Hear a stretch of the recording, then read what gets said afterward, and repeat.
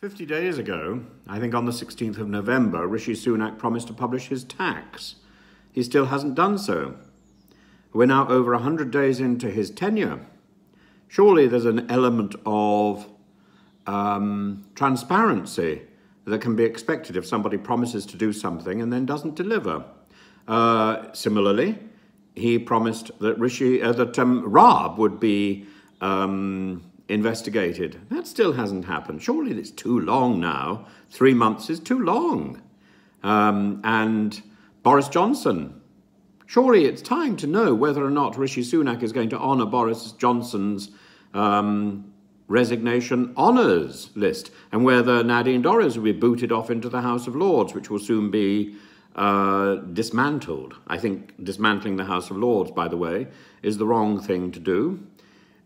When it's impossible to get a sound answer out of an MP or a minister, the House of Lords is the only place one can go to. You write to a member of the House of Lords, they invariably write back. You can write to anyone in the House of Lords, by the way. You can't do the same to the House of Commons because of the, quote, conventions. You can't even write, I've discovered, to the shadow person, to the person in the shadow cabinet who is shadowing the minister that you want to contact or the minister that you want to raise an issue with. You can't write directly to the shadow cabinet. I wonder why that is. It makes a nonsense of our system. These people are simply feathering their own nest. We need to change the system.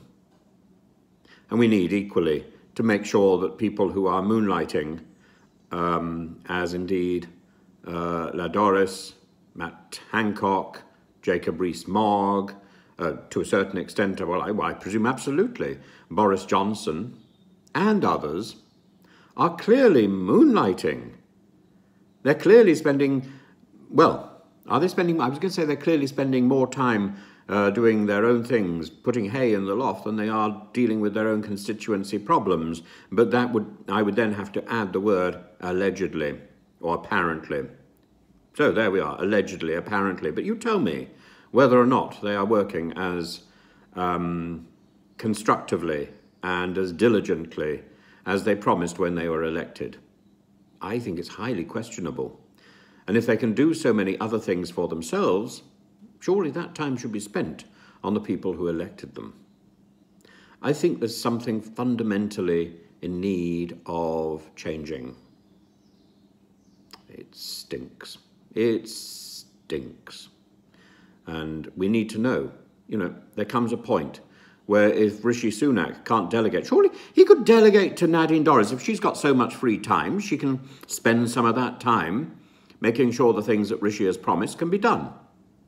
He can appoint her a minister without portfolio to oversee all the things he's promised to do and hasn't yet managed to find the time to do.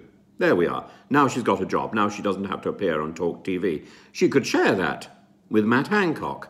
I'm sure they both love going down on that one together.